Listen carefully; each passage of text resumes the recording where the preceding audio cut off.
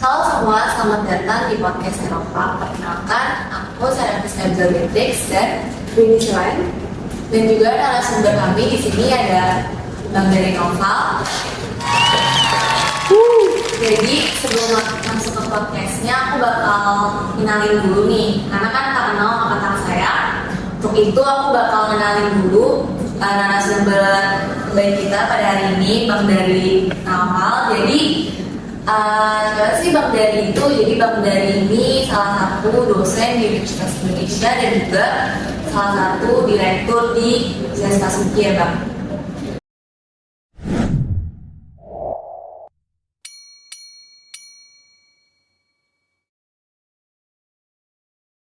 Boleh kasih Bang diceritain tentang latar belakang Bang Dari dan juga kegiatan Bang Dari sehari-hari Bang?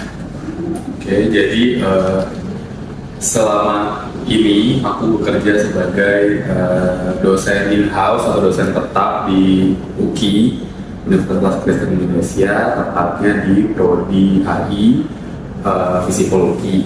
Nah, selain jadi dosen di sana, aku juga jadi salah satu kepala pusat kajian atau direktur pusat kajian istilahnya. Nama pusat kajian itu CESPAS, Center for Security and Foreign Affairs Studies. Nah, pusat kajian ini berada di bawah Prodi HI Psikologi. Nah, ketika menjadi dosen pasti kesehariannya ya misal mengajar, terus misal bikin materi kayak gitu, buat soal, periksa nilai, membimbing mahasiswa kayak gitu-gitu, terus juga mungkin ada proyek-proyek penelitian kayak gitu. Nah, kalau di pusat kajiannya itu udah pasti biasanya bikin penelitian. Nah, biasanya integrasi itu antara jadi dosen sama jadi direktur pusat kajiannya. Habis itu nanti ada kegiatan entah seminar, diskusi gitu ya, entah konferensi kayak gitu, sama pengabdian kepada masyarakat. Itu sih main activitiesnya. Oke. Sedikit tadi kita udah kenalan sama Bang Dari. Sekarang kita langsung masuk aja kali ya ke topik bahasan kita hari ini. Kali ini teman-teman yang nonton kita itu pengen bahas mengenai kebijakan legislasi nikel Indonesia digugat oleh Eropa.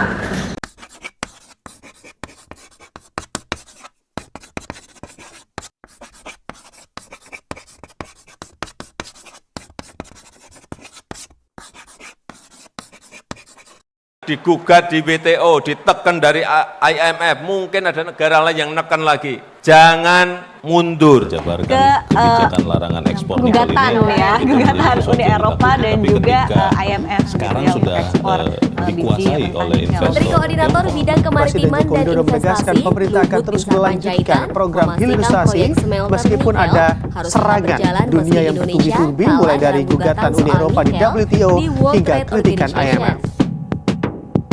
Nah, jadi kalau misalkan kita ngomongin Uni Eropa, berarti artinya kita ngomongin satu pasar global yang besar banget ya. Karena kan Uni Eropa ini kan satu pintu lah artinya, satu pintu pasar yang menaungi negara-negara yang ada di kawasan Eropa. Tapi nggak sembarangan, bukan negara sembarangan dong tentunya yang bisa masuk Eropa. Ada syarat-syarat khusus yang tentunya cuma bisa dimasuki oleh negara-negara tertentu untuk masukin Eropa. Oke, jadi sebelum kita masuk ke topik yang mau kita omongin tentang gugatan Uni Eropa terkait kebijakan legislasi nikel, aku pengen nanya Bang, ini pertanyaan yang agak gamblang sih menurut aku. Menurut Abang sebagai akademisi, kira-kira apa sih Bang alasan eksplisit Uni Eropa itu menggugat Indonesia dari kebijakan legislasi nikel?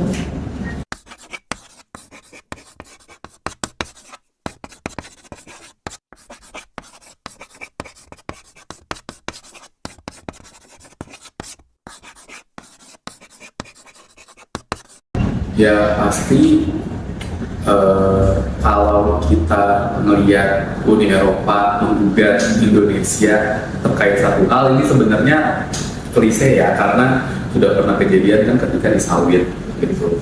Jadi kalau aku melihatnya ini lebih ke mekanisme Eropa untuk menghambat dalam tanda kutip gitu ya kemajuan sebuah negara berkembang gitu.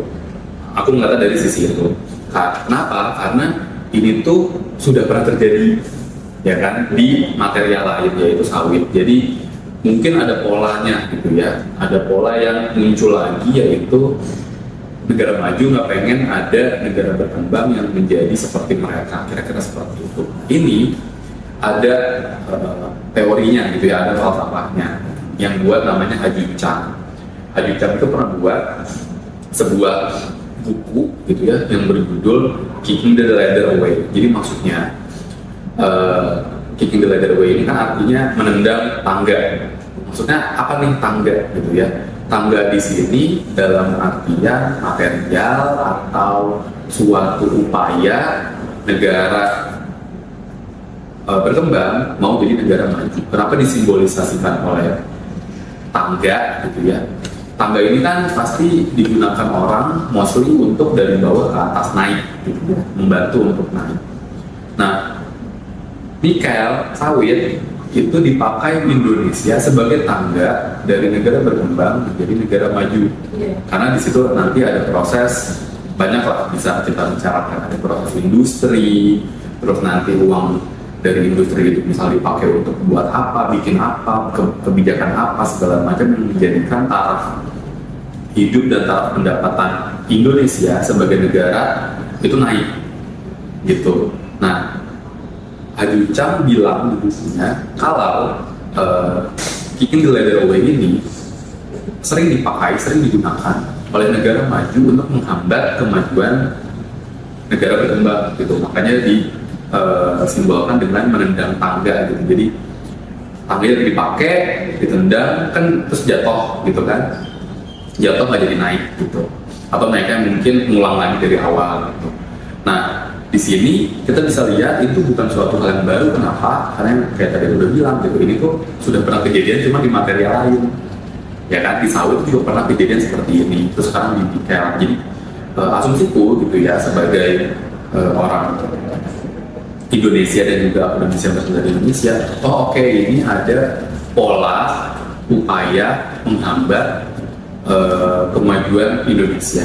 Nah tapi di sudut pandang lain gitu ya, kenapa sih Uni Eropa mau seperti itu gitu kan?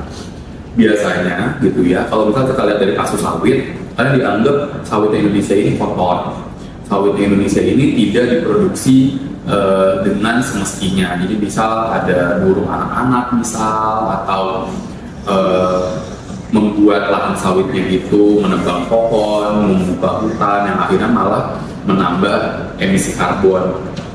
Jadi dengan asumsi yang sama Uni Eropa gitu ya mengasumsikan mungkin nikel Indonesia juga kotor, nikel Indonesia juga diperoleh dengan cara yang tidak bersih gitu ya, dengan ada misal perburuan anak apa segala macam yang menyebabkan nikel Indonesia ini nggak layak untuk dipakai gitu. Jadi ibaratnya kita cut gitu. Kalau misalnya Indonesia mau tetap kayak gini dan segala macam gitu ya, lo harus sesuai dengan standar kami. Itu kan terjadi di sawit. Itu juga aku melihat mungkin ada pola yang sama tapi cuma beda bentuk gitu. Nah cuman kalau di nikel itu kan ada sentuhan bahwa pemerintah Indonesia nggak mau mengimpor biji mentah. Kenapa? Karena kan kita lagi ada proses hilirisasi itu yang tidak mau menjual nikel sebagai barang mentah, tapi mau kita olah dulu gitu ya, kita kasih nilai tambah dahulu. Jadi pas kita ekspor itu nikel sudah bukan menjadi ore gitu. Ore itu jadi biji nikel mentahnya, jadi sudah misal jadi bentuk-bentuk lain dari nikel. Nah dengan kita menjual bukan ore-nya gitu ya, otomatis kan harganya beda gitu ya, karena sudah ada proses nilai tambah di situ. Nah Eropa dalam kasus ini mungkin tidak ingin membayar lebih gitu, jadinya dia marah gitu ibaratnya, ngambek gitu. Jadi mau sudah menggugat Indonesia ke WTO terkait ini gitu. Tapi sekarang apakah Indonesia tidak boleh kan gitu? Ya boleh dong, kan ini barangnya dia gitu. Terus Eropa juga sama, apakah Eropa tidak boleh menggugat? Ya boleh juga, itu kan haknya dia. Karena kan kita sudah berada di era pasar bebas gitu, apalagi sudah diinstitusikan kan gitu, sudah ada organisasi perdagangan dunianya yang ceritanya mengawasi gitu kan proses perdagangan di dunia ini, kira-kira kan seperti itu. Jadi kalau misalnya kita lihat dari perspektif ini, dari yang sudah Bang dijelasin tadi rentetan gimana Eropa ke Indonesia, yang kayak berarti kayak ngehalangin Indonesia untuk maju, terlebih di sektor nikel, di sektor tambang gitu Bang. Kalau misalnya kita lihat dari paradigma HI, perilakunya Eropa ini cocoknya ke dari mana Bang?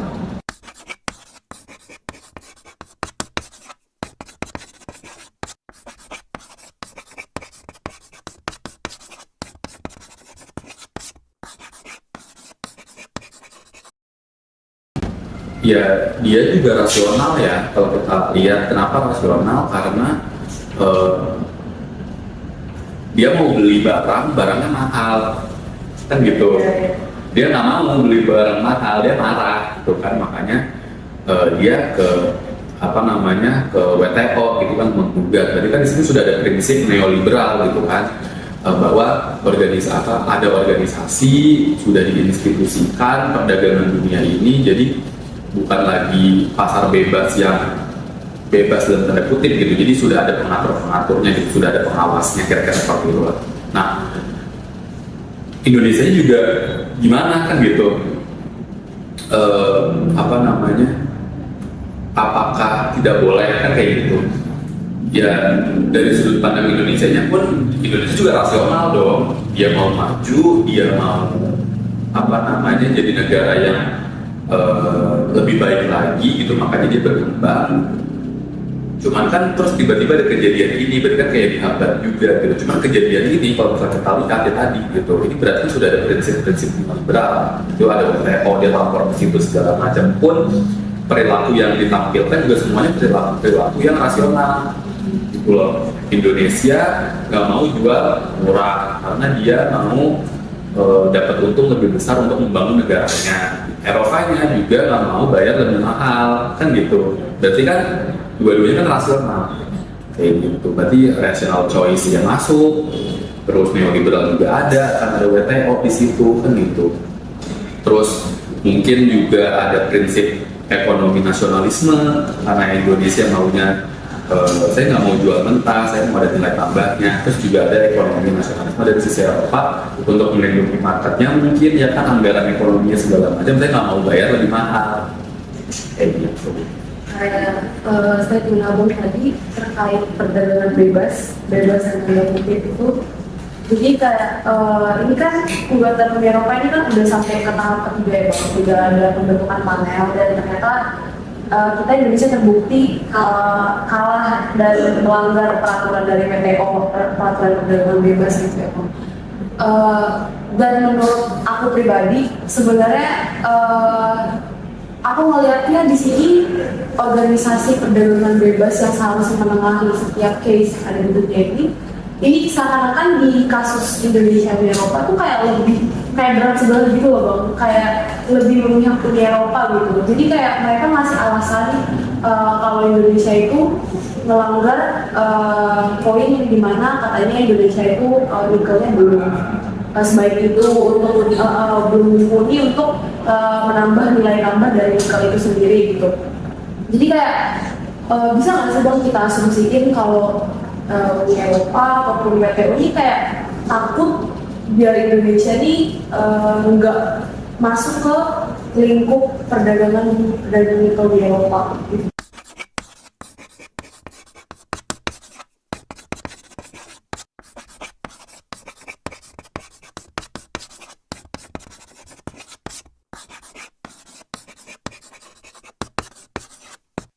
mungkin lebih tepatnya tadi yang kayak aku bilang di pembuka ya, mungkin mereka takut Indonesia jadi negara maju gitu.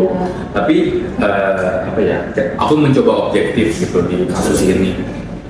Memang dari kalau misalnya dari sisi Eropa dan WTO ya, memang WTO juga terkesan bias, nggak cuma di kasus ini kok gitu, di beberapa kasus yang lain itu kan sudah memang pernah gitu ya kejadian dan terbukti kok WTO bias gitu. Kalau misal kliennya negara maju, dia lebih memihak negara maju daripada negara berkembang kayak gitu.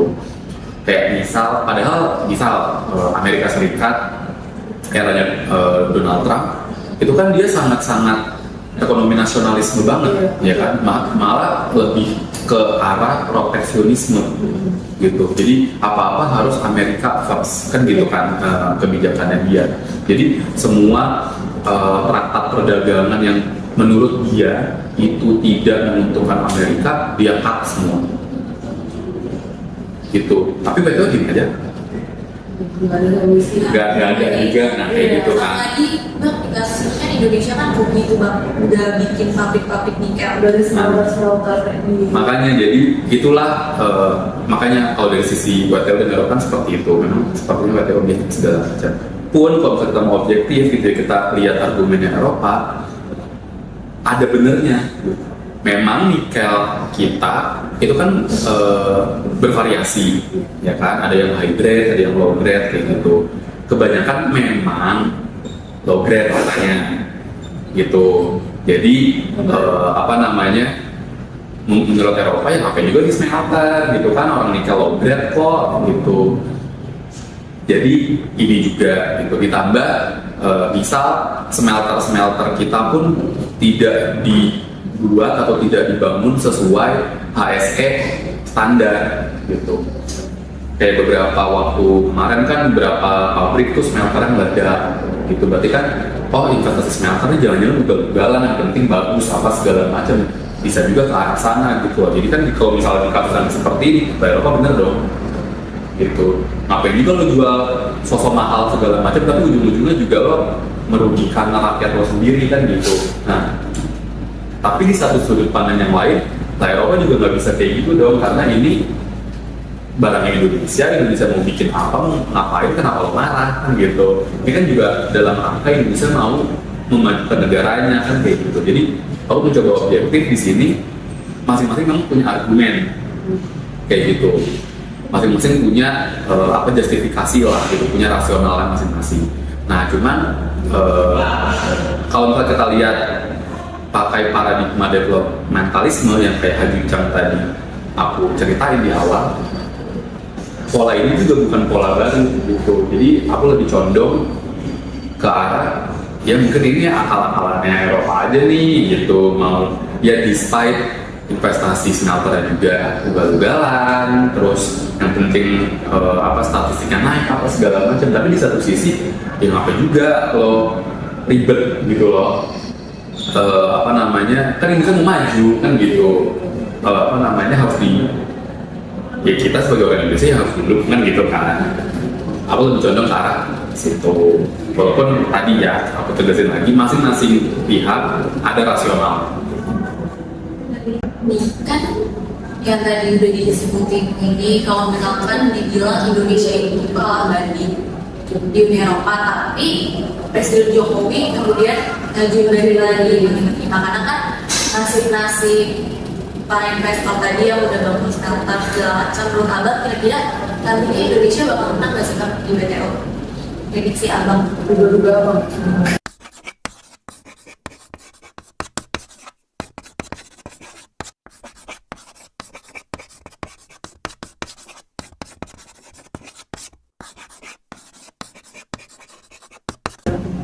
Susah ya, karena WTO-nya juga kan bias gitu kan.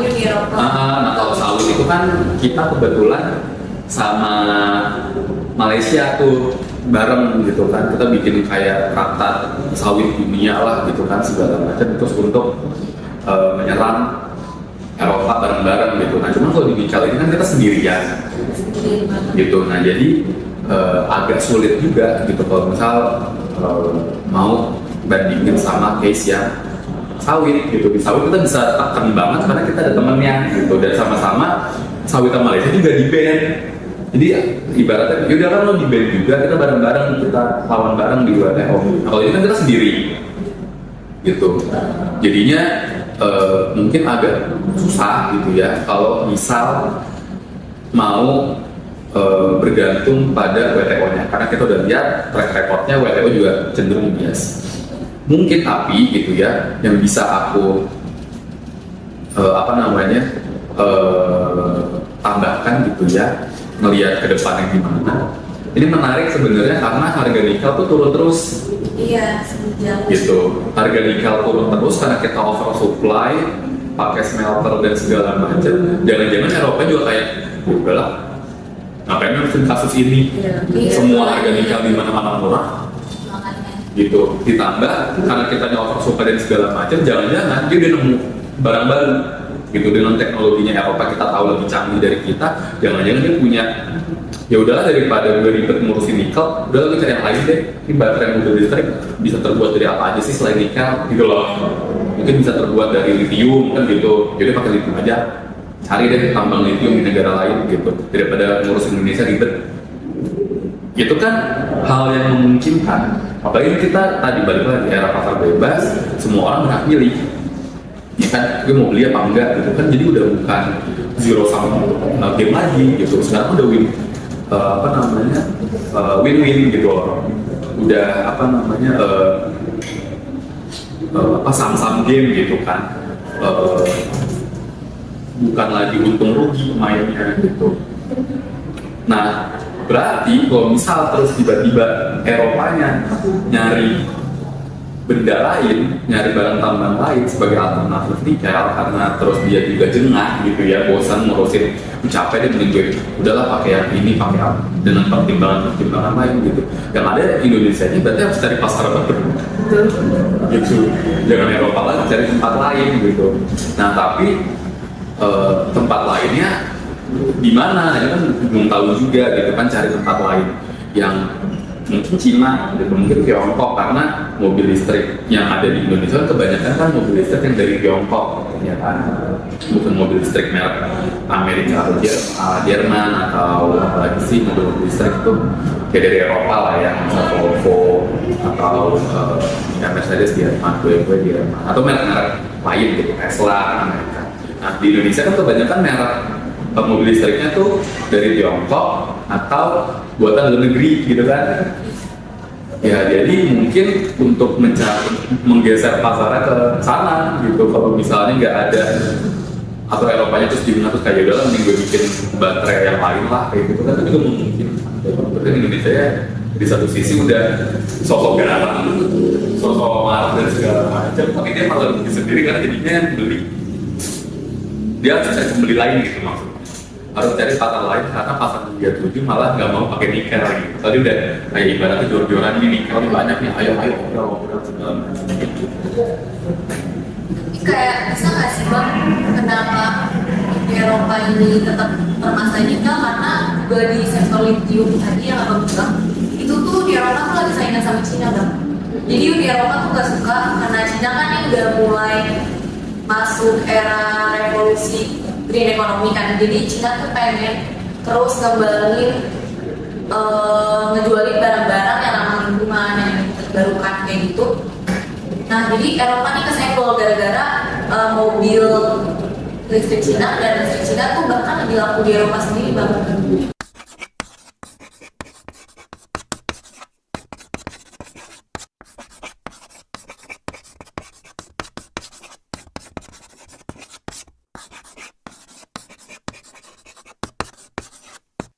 Ini malah menarik gitu, kalau misalnya ternyata Tiongkoknya juga maunya pakai baterainya lithium, terus siapa yang mungkin kan?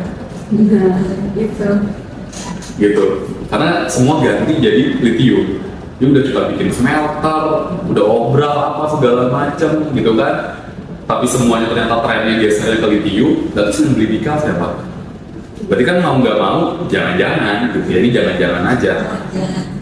Kebijakan mobil listrik yang Indonesia bikin itu untuk menyerap nikel-nikel yang udah kita bikin yang terus nggak ada yang mau beli. Oh, Bisa jadi loh. Bisa Iya. jadi loh, karena ternyata merek-mereknya yang tadi kayak Sarah bilang, merek Tiongkok aja udah mulai geser ke lithium. Terus kita tahu mobil-mobil listrik Eropa, mobil-mobil listrik Amerika itu lebih condong pakai baterai lithium.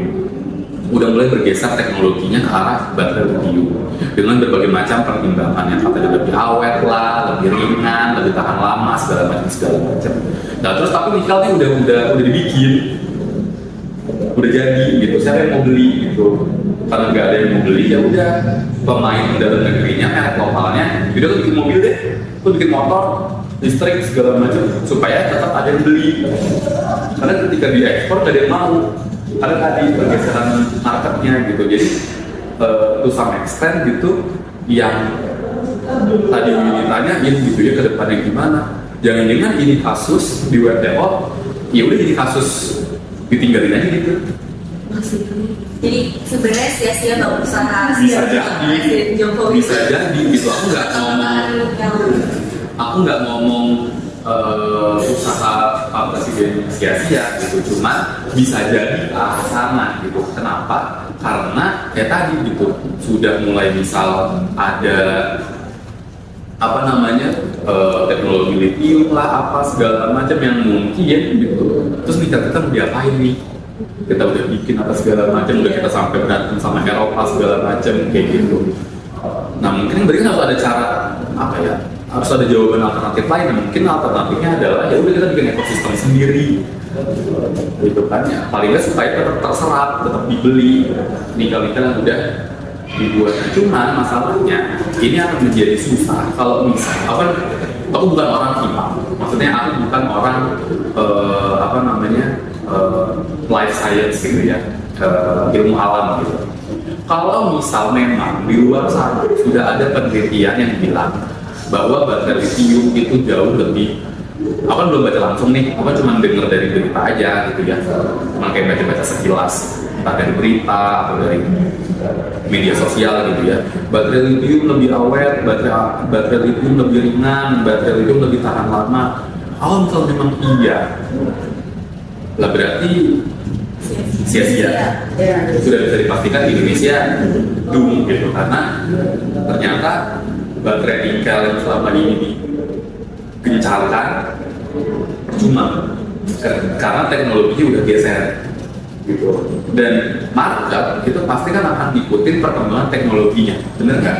Kayak gitu, jangankan mobil listrik gitu, mobil biasa aja ada yang teknologi lebih canggih apalah misal, pasti kan orang hasrat keinginan orang kan pasti mau mobil yang bagus, pasti mau mobil yang lebih baik kan gitu kan. Itu kan udah prinsip dasar manusia deh gitu. Misal dia sekarang bisa belinya Brio, mungkin suatu saat dia kan pasti akan ganti apa nih, mungkin Innova gitu loh. Ketika mungkin sudah yang punya Innova mungkin sudah pindah juga lagi ke Pajero mungkin, apa sih kan gitu. Karena orang kan itu udah sifat dasar manusia ya, dia melihat ke atas yang lebih baik lagi gitu. Walaupun memang apa ya, kamu mau munafik itu ada agama yang jangan melihat ke atas dulu, nanti boros apa segala macam. Memang, tapi kan manusia, sifat dasar manusia kan pasti pengen yang bagus, yang baik, bener nggak? Bagus dan baik yang mudah. Iya kan? Walaupun memang mungkin ada terbentur keadaan, ya udah belinya misalnya Agya, ya udah belinya Agya. Tapi pasti kan di dalam benaknya ada keinginan untuk mengganti mobil Agya ketika dia ada rezeki kan gitu. Nah, teknologi juga gitu. Kalau misalnya memang benar si baterai lithium ini lebih bagus, lebih sehat dan segala macam gitu ya, pasti kan pabrikannya gitu ya yang bikin mobil pasti kan ya udah kan kita maunya lebih bagus, lebih ini. Ngapain lagi kita pakai baterai nikel, pakai baterai lithium. Nah, ketika semua merek mobil listrik pakainya baterai lithium, terus Indonesia di mana? Iya. Si nikel ini di mana? Mungkin tetap akan digunakan untuk mobil listrik yang lebih murah mungkin. Tapi kan keuntungannya jadinya kan udah kita jor-joran apa segala macam, nanti orang-orang beli lithium. Belum tentu kita punya lithium. Kan harus dicek lagi juga. Oke, kalau misalnya kita punya lithium, nikel kita sampingkan, smelternya kita buat jadi lithium, kita tambang lithium, kita ini lagi. Tapi proses itu kan butuh waktu lagi, butuh biaya lagi, butuh dana lagi, kayak gitu. Jadi si investasi yang udah ditaruh di nikelnya jadi kita ya kalau bisa dipastikan hampir bisa dipastikan gitu sia-sia gitu dong. Kan sudah ada gap di sini di kuat dan segala macam, tapi nggak ada yang mau beli karena trennya ganti ke lithium tadi. Ini bisa jadi kasus ini gitu ya, yang tadi yang kayak aku bilang gitu aja, menguap aja gitu. Tapi aku sih Bang, karena kebetulan aku pernah saya agak tertarik dengan case-nya Indonesia yang dibuat oleh Eropa ini. Jadi aku tuh ngeliat sebenarnya dari awal gugatan Uni Eropa ke Indonesia itu, Uni Eropa tuh ngomong kalau misalnya Indonesia itu melanggar 4 pasal GRTT. Di situ ada kayak Indonesia itu melanggar rezim perdagangan bebas, terus pokoknya yang nuduh Indonesia padahal belum sepenuhnya itu larangan ekspor nikel tuh belum sepenuhnya terjadi gitu. Nah, jadi tuh Bang, aku tuh kayak masih sekarang di tahap pengajuan bandingnya. Menurut aku masih ada nggak sih Bang secerca harapan Indonesia untuk menang nanti di WTO? Mengingat kita kan punya gagasan yang benar-benar udah ada, bahkan itu udah ada di undang-undang kita, konstitusi kita gitu. Kita punya ibaratnya apa ya bahasanya kan, kayak kita tuh punya poin-poin yang bisa sebenarnya kita tuh nggak bersalah gitu loh di kebijakan yang kita bikin ini gitu. Dan kalau misalnya nanti pun ke depan yang terjadi Indonesia kalah gitu, ya seperti rahasia umum dunia ini, bisa nggak sih Bang image WTO tuh jadi kayak jelek kalau misalnya kita lihat dari case ini?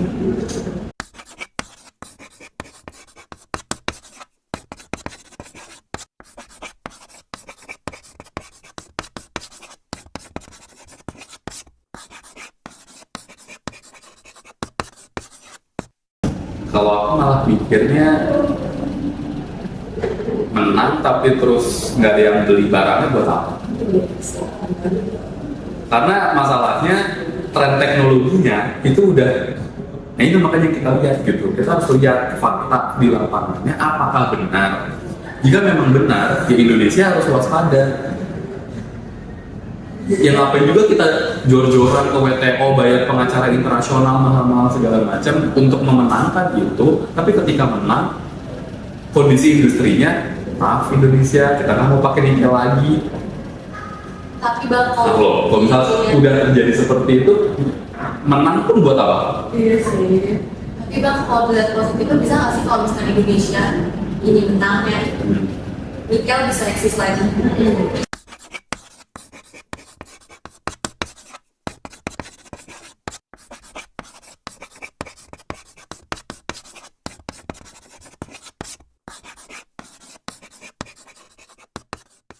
Nah, masalahnya itu tadi gitu, kondisi keilmuannya gimana. Kalau misalnya memang ada, kan makanya itu balik lagi, karena aku bukan orang life science gitu ya, aku harus cross check lagi gitu, baca papernya lagi dan segala macam, karena aku cuma dengar dari berita aja.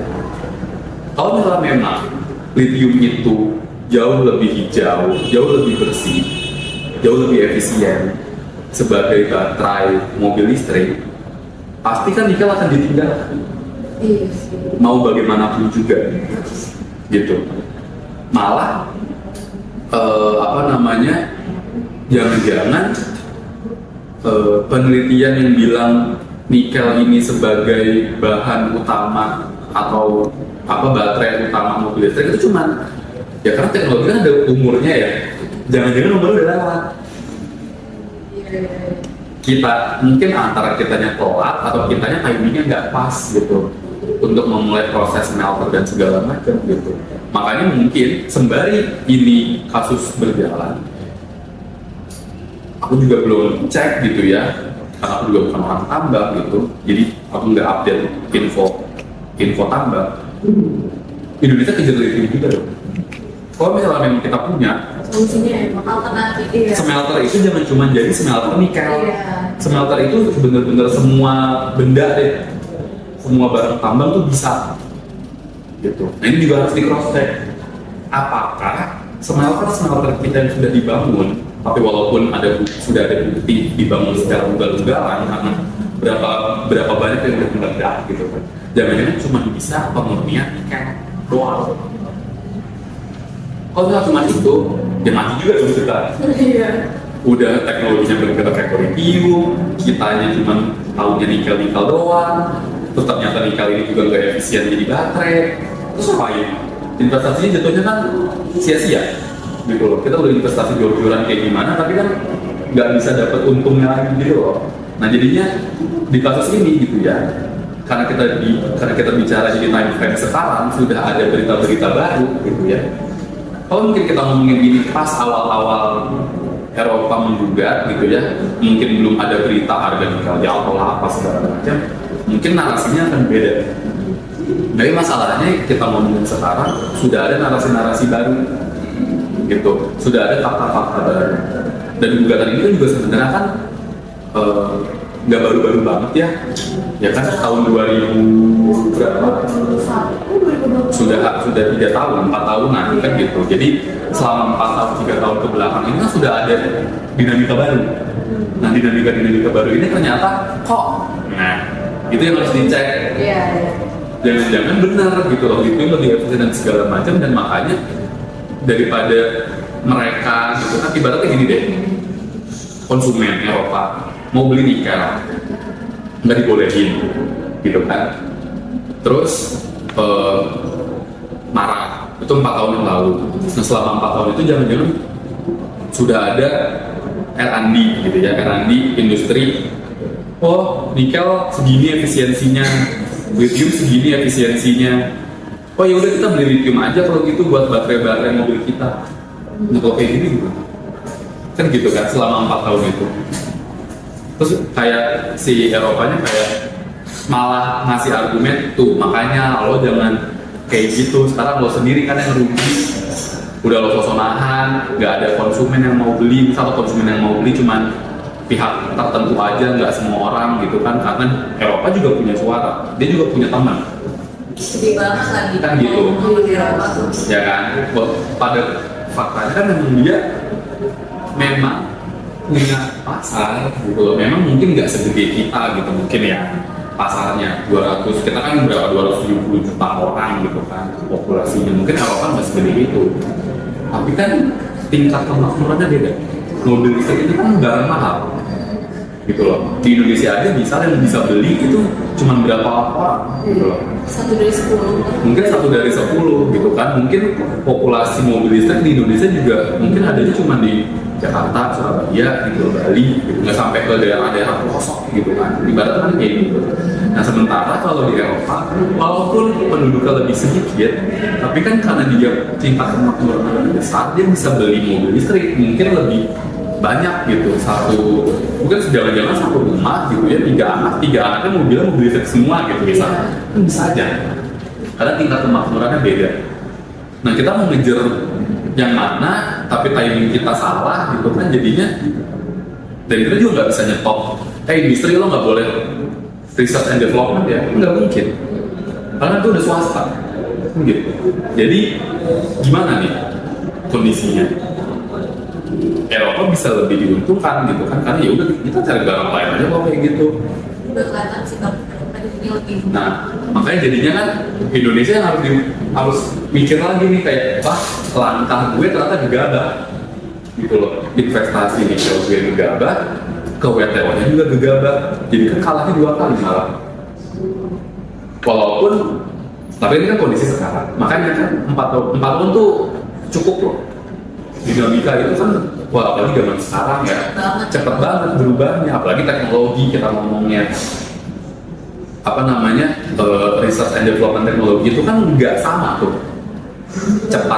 kecepatannya dengan misal research and development di ilmu sosial, apalagi birokrasi, bikin kebijakan. Mereka kan swasta, mereka jauh lebih cepat, mereka jauh lebih, karena mikirnya kita cari profit, kita cari riset lagi lebih dalam, kita cari lagi litbang di mana segala macam, kita harus meneliti segala macam, mencari mobil yang lebih efisien, mencari mobil yang lebih laku, gimana caranya segala macam. Itu kan pasti yang mereka lakukan. Dan kalau misalnya jawabannya gitu ya, jawaban utamanya adalah mengganti baterai dari nikel atau lithium, ya habis lah kita.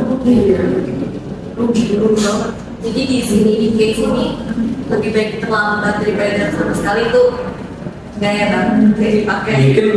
Mungkin enggak gitu, karena ya kita lihat gitu dinamikanya ternyata sudah sampai di tahap ini. Kalau dinamikanya belum sampai di tahap ini, mungkin kita masih bisa keras kepala untuk nikel. Makanya masalahnya ada dinamika lithium. Nah ini yang jadi faktor X bumerangnya kita di sini gitu, di lithium ini. Kalau misal ternyata lithium akhirnya yang menjadi jawaban bukan nikel, ya tamat lah kita. Ya betul.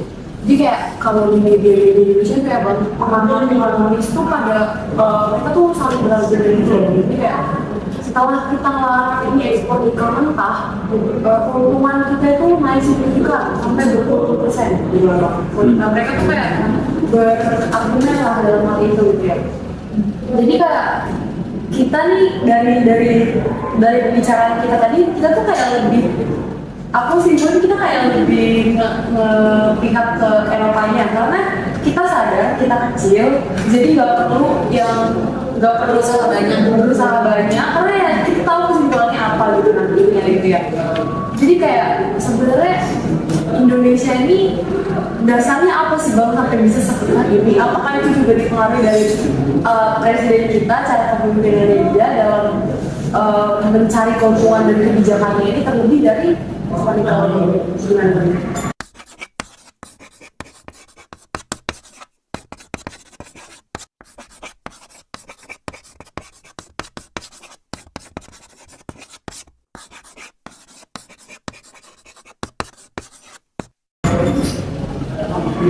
Pun kalau misalnya mau dibahas, jatuhnya bukan jadi podcast hari ini gitu.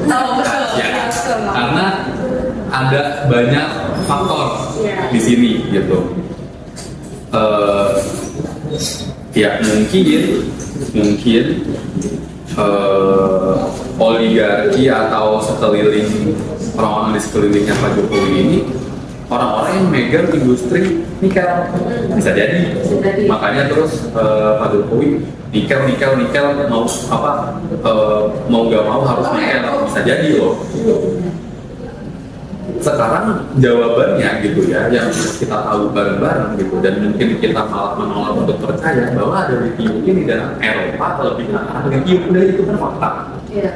Walaupun kita harus cari ibaratnya kadar kebenarannya gitu. Misal sudah ada penelitian, ya berarti kan kadar kebenarannya bisa lebih tinggi lagi dong dari cuma sekedar isu, ya kan, lebih kencang lagi. Ya sekarang kalau misalnya kita mau pikir, kita nggak percaya itu deh. Tapi kan kondisi di lapangannya nggak gitu. Makanya ini bukan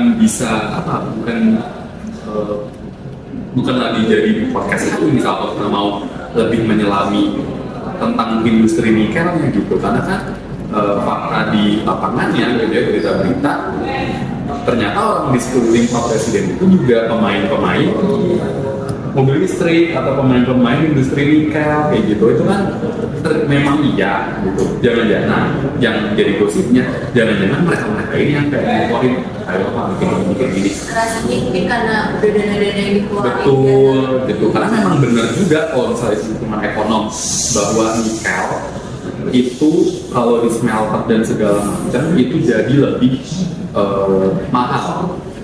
Itu benar gitu loh. Sekarang kalau misalnya nggak dilakuin, dapatnya lebih sedikit. Memang fakta juga. Iya. Nah,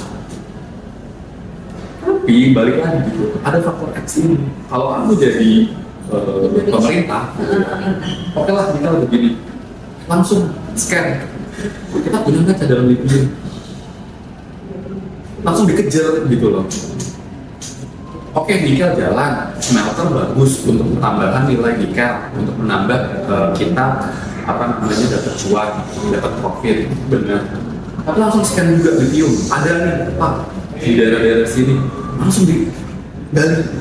Kita buat smelter langsung deket-deket situ, misal Jadi ketika nikel kita juga kencang gitu ya, ternyata kita juga punya potensi ini juga kita, ayo sekarang mau gimana? Kan ke Eropa kan kita bisa gitu. Gue juga punya cadangan nikel, gue juga punya cadangan lithium, dan dua-duanya juga buat smelter. Sekarang lo bisa. Nah, pada kenyataannya yang dijual-jualin nikel doang. Nah, aku nggak tahu informasinya. Apakah lithium sudah dicari kah? Apakah di Indonesia ada cadangan lithium? Apakah di Indonesia punya tambang lithium? Nah, itu aku nggak tahu. Gitu. Kalau memang ada, laksanakan. Jangan tunggu lagi daripada kita rugi bandar. Daripada kita stuck di nikel terus. Nah, tapi ternyata kondisi teknologinya, ekosistem teknologinya itu udah geser dari nikel ke lithium. Dan kita malah jadi ruginya double. Jadi kayak Indonesia ini maju tengah mundur ke tengah. Gitu, makanya karena dinamikanya sudah sampai di tahap ini. Beda cerita kalau misal kita kenceng sama Eropa soal nikel kayak yang tadi aku cerita di awal, gitu ya, lagi kencang, tapi nggak ada nih cerita lithium itu nggak ada. Itu benar. Kencengin aja terus, karena mau nggak mau Eropa membeli dari kita terus gitu. Karena ternyata teknologi kan nggak flat. Teknologi kan akan terus berolah gitu kan, terus cari ada teknologi baru, ada info baru, ada ilmu pengetahuan baru. Nah tiba-tiba bikin lithium, nah kita juga kadang-kadang lithium, katanya ketinggalan, kita jadi ruginya double.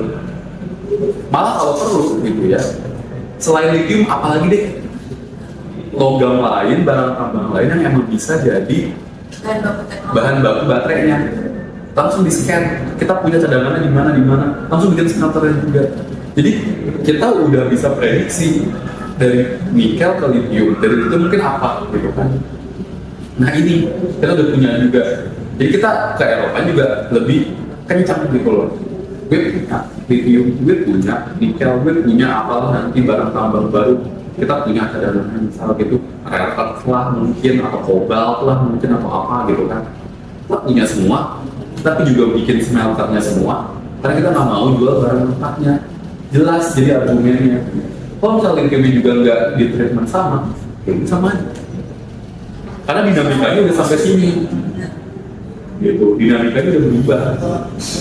Gak lagi kayak cerita, oh mobil listrik pasti nikel, udah gak lagi ceritanya kayak gitu. Oke guys, jadi setelah aku cari-cari ini ternyata banyak banget artikel sama berita-berita. Ternyata tuh Indonesia nggak punya cadangan lithium.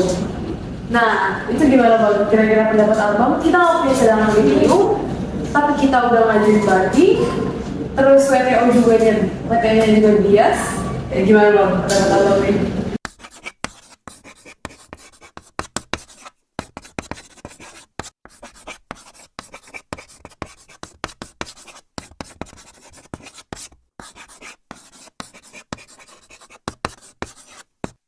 Ya balik lagi gitu kayak pendapat aku di awal gitu.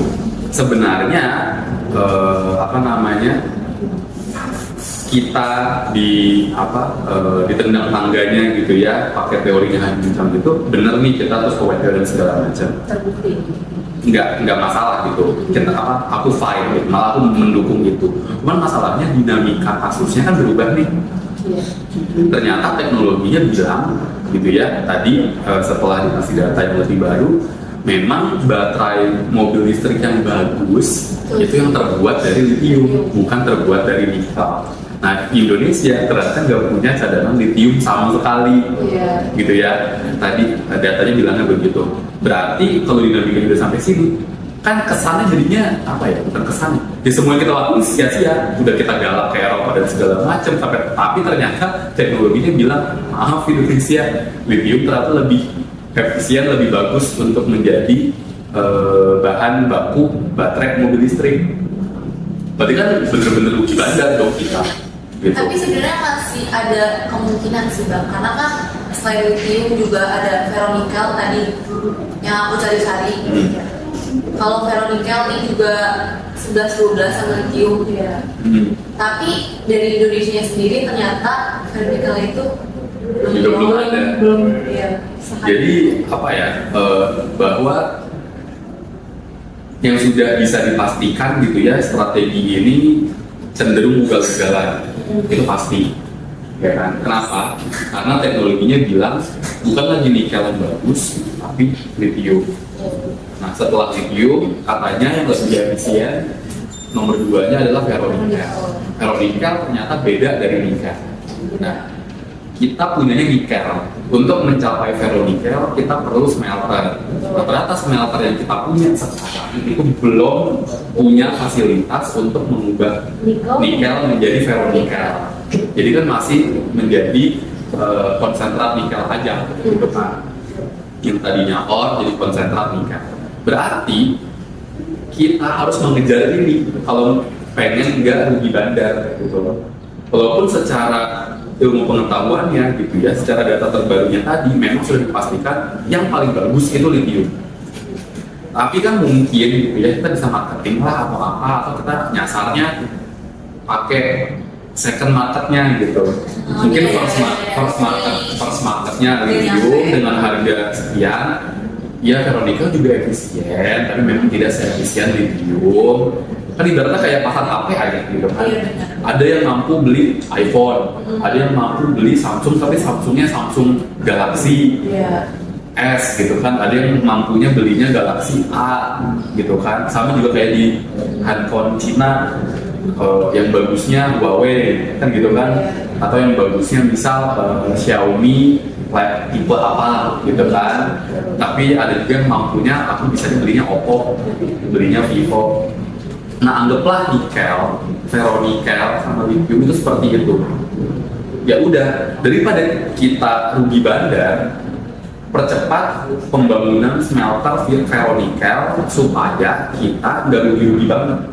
Kita punya cadangan nikel, ya udah secepatnya dikejar supaya bisa jadi ferronikel. Karena pada kenyataan, pada faktanya gitu ya, kalau orang nggak mampu beli lithium, mungkin orang akan beli lebih murah dari lithium, yaitu mungkin ferronikel. Kenapa? Karena dua ini yang efisien. Yang pure nikel itu kan sudah bisa dipastikan tidak efisien sama sekali. Pun kalau misalnya ada yang jual, mungkin cuma di third market. Mungkin secondary market pun nggak akan mau beli ya nikel gitu loh. Sama aja kayak HP gitu loh.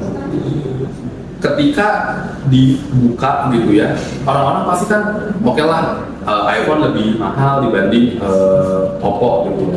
Oppo pun sekarang nggak cuman yang apa namanya kesana rendahan gitu, nggak juga gitu loh. Oppo pun sekarang ada kelas gitu loh.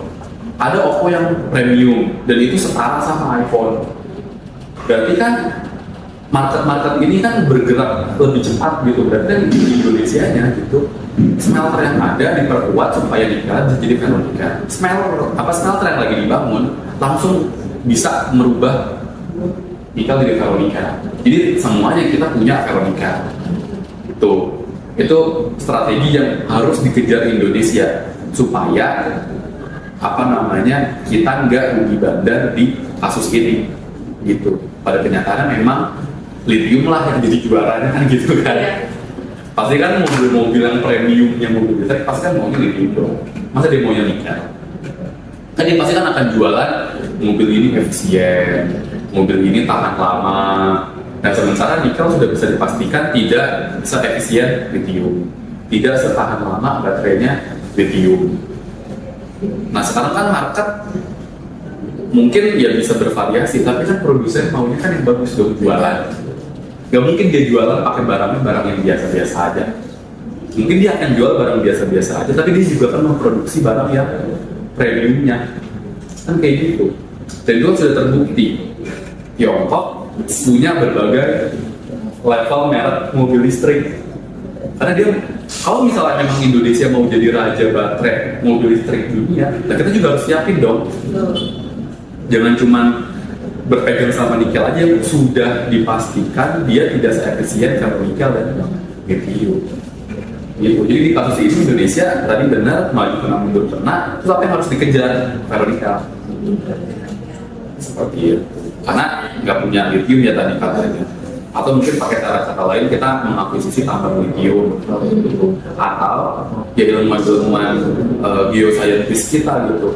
Jangan-jangan gitu ya dengan teknologi radar terbaru kita ternyata ada cadangan lithium di mana kayak gitu bisa jadi dan itu yang harus dikejar kayak gitu. Karena kalau cuma kayak bertopang nikel aja itu udah lewat deh pasti. Jadi mau Indonesia menang atau kalah di WTO, sebenarnya Indonesia harus harus lebih kerja, malah harus lebih kerja keras lagi nih gitu daripada ntar dapat sanksi apa misalnya gitu kan. Kalau kita kalah terus ternyata kita yang kalah rugi, jadinya ruginya double. Terus kita mau iya, karena mau menang ataupun kalah, tindakan yang diambil Indonesia terkesan ugal-ugalan, jadi kayak nggak ada strategi yang matangnya. Karena maju kena mundur kena. menang rugi, kalah juga rugi, jadi sama-sama rugi sih bro. Nah cuman karena kita udah bukan lagi zero sum game gitu kan, udah positif sum game, ya gimana ceritanya deh Indonesia mengusahakan supaya kita ruginya nggak lebih banyak. Jadi dari semua pembicaraan kita tadi tuh berarti bisa aku simpulin ya. Pertama, kalau dari perspektif Eropanya, sebenarnya tuh perdagangan bebas yang dilakukan oleh organisasi harga besar salah satunya Uni Eropa ini separah dan segamblang itu senggol-senggolnya dari teori yang dari karena benar-benar pasar bebas ya udah nggak ada lagi. Iya. Gitu loh. Benar-benar free market, semuanya yang menentukan marketnya gitu loh. Kalau misalnya kita mau kompetitif, oke, boleh pakai cara yang tadi gitu ya, Haji Ucap udah cerita gitu kan, tangga kita ditendang sama Eropa terus kita galak supaya Eropa kicap kan ceritanya gitu kan. Tapi ternyata kondisi usahawannya nggak gitu, masalahnya gitu. Berarti kita harus punya strategi lain supaya kita bisa lebih gitu, lebih ibaratnya lebih gampang lagi gitu. Apa nih gitu, karena kita udah melakukan proses tadi lah ke WTO banding apa segala macam. Tapi market itu nggak gitu. Nah, berarti kan kita ketika melakukan strategi ini nggak ngeliat ke sana. Berarti kan ada gegabahnya juga kita. Kayak gitu. Dan ternyata yang bikin sedihnya lagi, kegegabahan kita ini malah menguntungkan dunia. Jadi gimana kita mau maju kalau misalnya kita sendiri gegabah gitu. Nah, kita berarti harus ngejar kegegabahan kita ini gitu. Apa yang harus kita kejar? Oke, smelternya tetap jalan, tapi kalau bisa nikel dan tadi kejar tadi supaya kita nggak rugi banget. Karena kita ada cadangan nikel banyak katanya gitu kan, cuma memang harus diolah. Jadi dari obrolan kita tadi berarti Indonesia ini kan kita juga masih nunggu-nunggu, kita masih meninjau juga gimana jadi nantinya keputusan banding yang kita ajuin di WTO. Tapi bisa nggak sih Bang, kayak dikit lagi kan pemilu, ubah keadaan dan keputusan.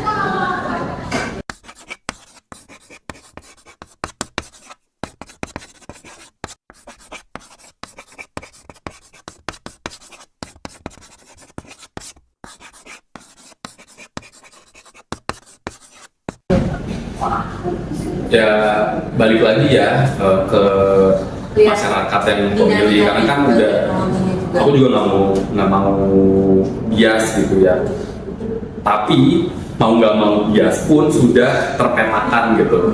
Kita punya 3 pasang capres ya kan, yang satu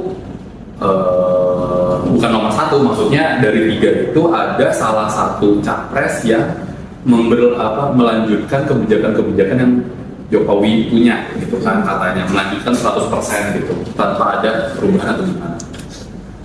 Berarti apakah si nikel ini, nah balik lagi gitu, ini kan rezim legasinya warisannya Pak Jokowi, berarti kan si capres cawapres yang ini kan akan melanjutkan kan. Tapi faktanya kita harus merubah, harus mengubah gitu. Harusnya.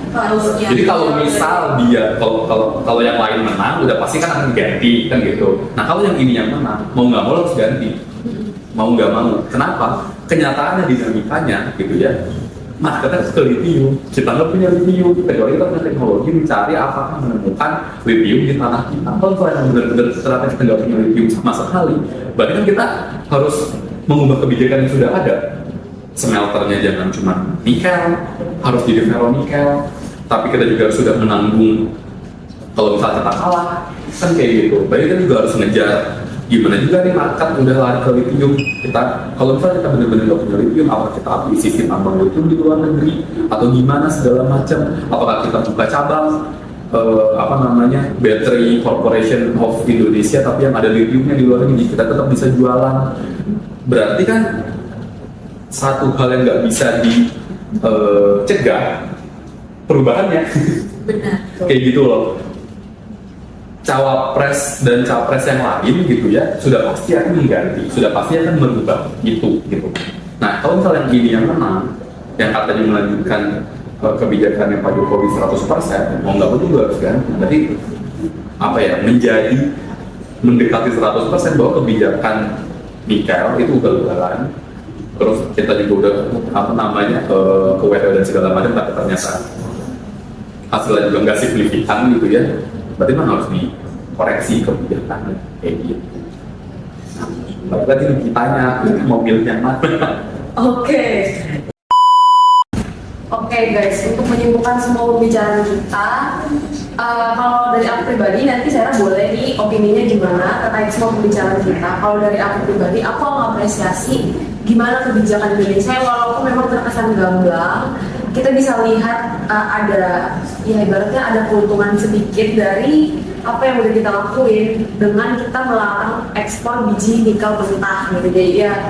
Jadi kita ada sedikit manfaat dari nilai tambah yang udah diinin sama Indonesia gitu, sama lebih di rezim kepemimpinan Pak Jokowi. Tapi ya itu kita harus tinjau lagi gimana yang terjadi di lapangan, gimana perdagangan yang terjadi di dunia ini gitu. Dan dari pembicaraan kita semua yang tadi udah semua kita omongin dari mulai Eropa sampai Indonesia, ya kita udah tahu gimana pola perdagangan bebas sesungguhnya gitu. Dan ternyata emang kita realistis aja gitu loh. Maksudnya di perdagangan yang terjadi sekarang ini nggak mungkin sepenuhnya adil ya nggak sih, saya karena kita kan melihat di Eropa itu besar di bawah Indonesia, kita bisa tahu kesimpulan seperti itu. Paling tambahan dari aku pengen ngasih rekomendasi tadi dari yang Bang Dery udah sampaikan, kalau misalkan Indonesia harus cepat kerja keras, karena nantinya apabila Indonesia udah ngembangin nikel jadi ferronikel, mungkin nanti saingannya bukan Eropa lagi, mungkin nanti juga bisa saingan sama Cina. Lebih banyak lagi gesekan yang terjadi kalau misalkan Indonesia terus maju. Itu aja sih. Jadi siapapun yang menjadi next presiden akan mengubah harus mengubah ini, nggak bisa melanjutkan 100% karena kenyataannya faktanya kayak gitu. Jadi mau nomor 1, mau nomor 2, mau nomor 3 menghadapi fakta ini ya tolong. Nikel, ferronikel, lithium itu udah jadi fakta. Jadi kita tunggu aja gimana nanti keputusan akhir banding yang kita ajuin ke Eropa, dan kita tunggu aja gimana kebijakan yang bakal dilakuin di rezim selanjutnya. Siapapun yang menang. Iya, yang terpilih. Gitu aja sih pembicaraan kita untuk hari ini. Baik, sekian obrolan podcast dari kami. Saya Sarah Fiska, Ini Silaen, dan juga dari makasih banget udah menjadi narasumber di podcast kita.